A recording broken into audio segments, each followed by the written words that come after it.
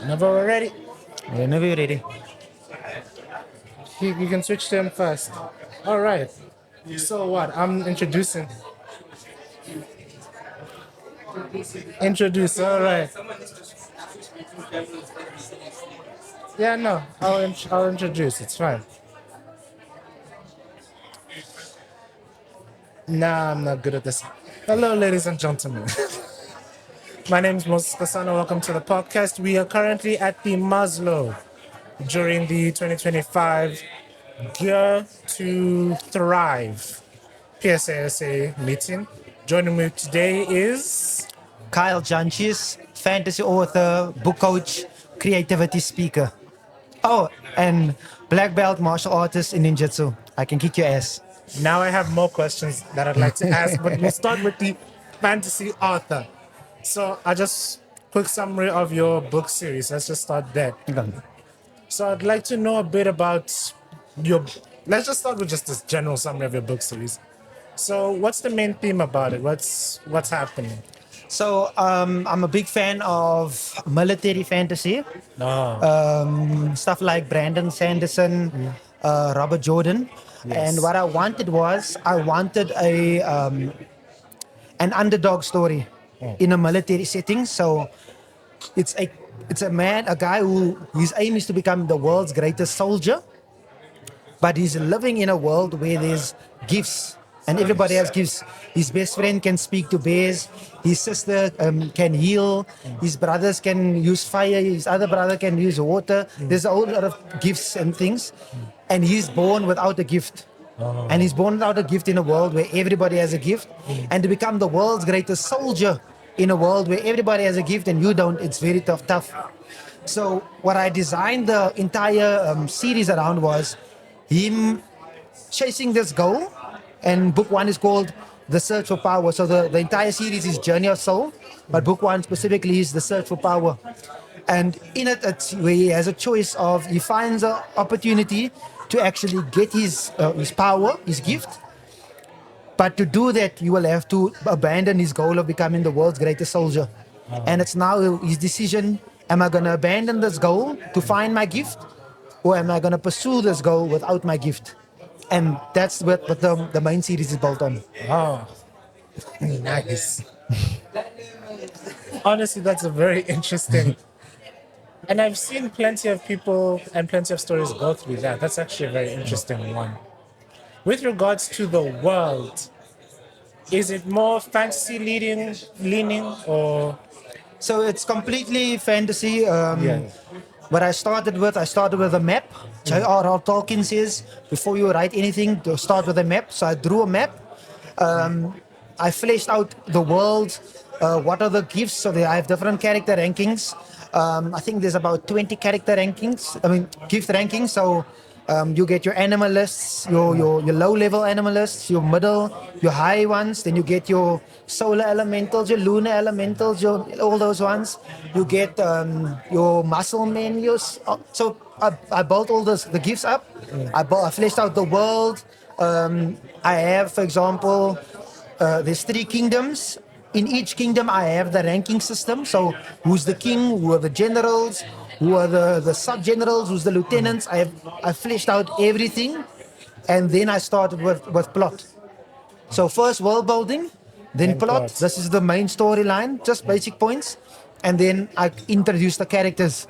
And with the characters, the plot and the characters intertwine with the world. And from there, you just flesh out everything. Entire 7 books have to be planned out for me personally. It has to be planned out before I write book 1. Okay. No, that does give you a lot of control over it. And honestly, I actually enjoyed that because I have been following a couple of authors. And I'm going to tell you about the few series that I enjoy. So my type of style is more in the form of realism with fantasy. Okay. So things like, what's a good example? I'm gonna say my best one, Psychopaths. Have you ever watched the anime Psychopaths? I have not. So basic premise of Psychopaths is it's in the future, sort of a dystopia, Okay. where everyone is ranked predestinedly. by their mental state. Okay. And if your mental state is too cloudy, you are deemed a criminal. Okay. And that tag stays with you for the rest of your Sure. life. So people are judged where to go, how to live by this system. And a few characters, no matter how stressed or deprived or whatever their mental states get, they can never be ranked because they always seem to keep a clear mind. Okay. So that causes a dilemma of, are these people killers? Or do these people are apathetic? So I kind of like the more struggle of you are an individual, you have an ability, but you are struggling to find your place in the world. And with your book series, this guy who doesn't have an Yeah. ability and power, I really find that interesting with characters like him because he reminds me of other characters such as, do you know the Fate series? The Fight series. I've Yes. heard of it. I haven't read it. So the character I like the most from the Fate series is called Shiro Emir. His entire goal is to become a hero of justice. No. Okay. And the main dilemma of that is that his entire his entire mindset of becoming a hero of justice is saving everybody, regardless of whether they're the bad guys or the, like victims. And that causes dilemmas. If someone kills someone else, are you still gonna try to save the killer? So that challenges his goals, Yeah. that challenges, and it really does. And I really enjoy characters like those. It's more dissecting Yes. everything that comes with your choices. And Yeah, you want to have characters with flaws in them, yes, because that makes it more real. exactly. And like for example, the book that I'm currently working on, in the story there's a breakage point where the main characters all split into three different directions. Yes. And I found very difficult to write the one storyline. So I would write the one storyline, but the other one I kept skipping over. And I realized it's because the main character in that area, I haven't fleshed out their character. I don't have any flaws in them. I don't have what's their main goal, or what's driving them. And those are the things that makes people people. Yes. And what makes character, and that you want character development. Otherwise, the person's story is very boring. Exactly. You know. And when it comes to fantasy and realism, I have this friend called he's Nicholas Woodsmith. He writes urban fantasy. Really Yes. great story.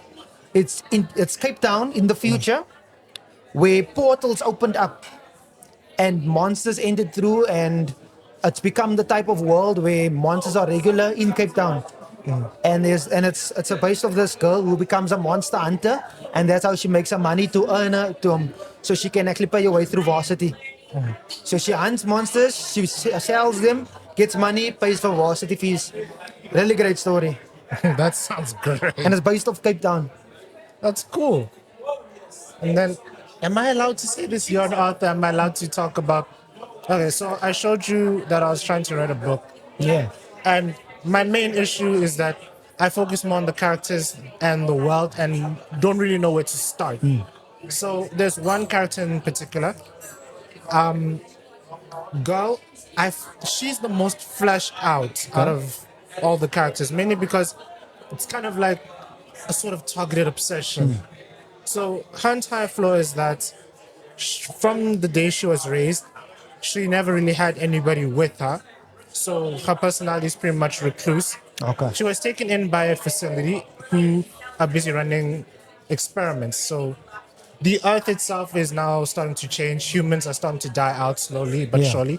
And the only way they can survive is by creating these new type of humans in hopes of either taking the control of them, but that fails, that experiment fails. And so they just decided these guys are going to be the new humans. Okay.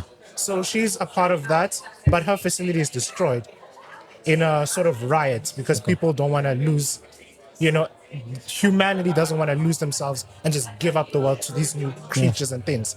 So now she has to struggle and survive in this world that is trying its damn hardest, both nature and humans, to get rid of her. But she cannot die because of her genetics. Okay. She's able to regenerate. So she's forced to live through this world. She goes into mercenary work because that's the only line of work that'll accept people like her. And she sort of starts learning both to resent but accept the flaws within humanity and herself. So that's kind of the journey I'm also going with her.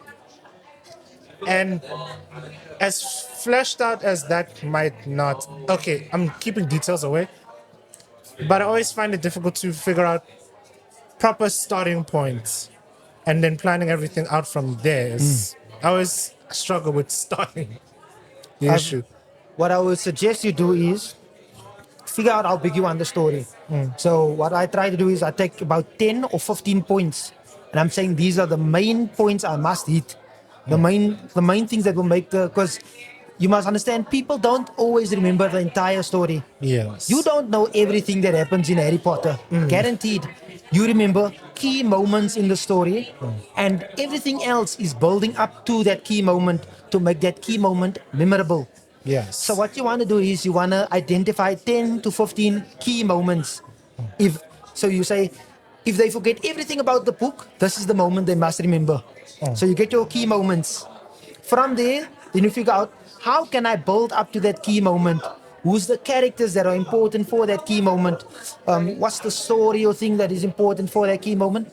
That's how you start. So once you have the key moment, now you can flesh your way up to that moment, and it'll go down, and you flesh your way up to the next key moment, and go down so forth. Okay. When you want to do characters, you figure out what is the main character trait.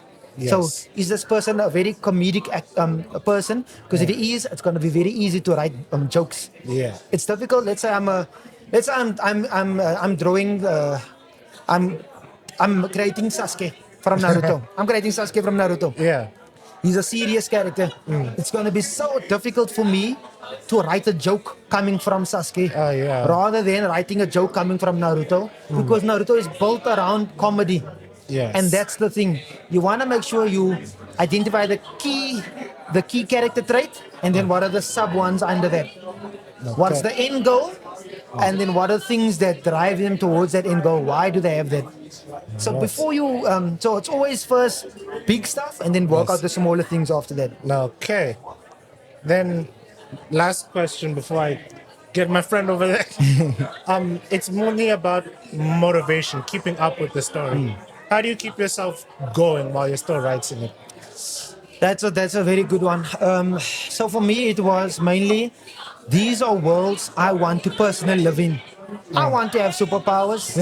That's what I want. So I'm gonna write a book where there's people with superpowers. That's what I want. Sometimes I feel like an underdog, so I'm gonna write a story with the underdog. Yes. The thing that you must understand is you just have to keep pushing. So you put a date in mind.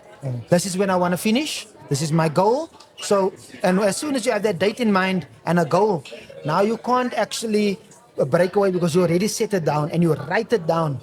It's like when people want to get their driver's license. Yes. You're not gonna go get your driver's license until you set a date. You must go set a date for the appointment, otherwise your learning is gonna expire. Yeah. So it's the same thing with your book. Set a date. When do I want to finish this? And then you can work back. Okay, the book is going to be 70,000 words.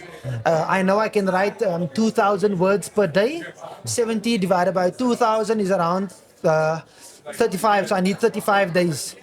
35 days to complete this from here. And I don't want to write Saturdays and Sundays. So 35 days only from Monday to Friday. Okay, now I know an end date. This is when I want to finish. That's the best thing. Find the best time you want to write. For me, it's at night. I can't write during the day. I can't write in the morning. I write from 10 p.m. till 2 a.m. So that 4-hour period is mine, which means I must be awake, which means afternoon naps important for me. I love my afternoon naps. Yo. And when in 2021, I wrote 9 books in that 1 year. Wow. And I was at that time I was doing martial arts. I had obviously my church commitments. I was working full time. I used to be a high school teacher, and I was busy with my master's degree. So I had a lot going on. But I put it in my head, this year I want to set out this amount of books. So I knew, okay, 5,000 words a day. That'll take me 12 days to write 60K because I know my book is going to be 60K. 12 days to write that, and I have time for editing because I want to put a book out every month.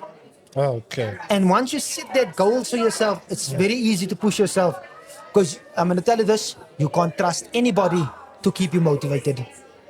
You can't trust anybody. It's going to be you. If it's your goal alone. Okay. Unless you're paying for a coach. that person is I mean, obligated to that's keep true. motivated. Obviously, they're motivation. Yeah.